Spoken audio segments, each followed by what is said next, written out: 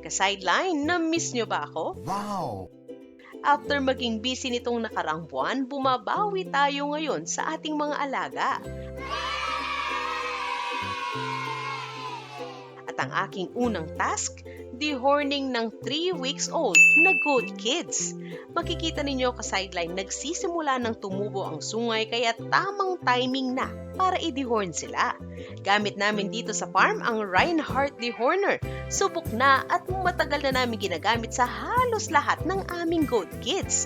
Pagkatapos ng dehorning, syempre hindi pwedeng pabayaan lang. Tandaan ka-sideline, aftercare is key.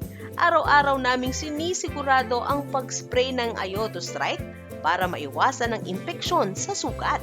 At para mas sigurado, nagbibigay din kami ng Oxybet LA bilang panlaban sa impeksyon. At kung gusto natin ng mas mabilis pang recovery, hindi mawawala ang ChemShot LE para mas mabilis makabawi at bumalik sa sigla ang ating mga alaga.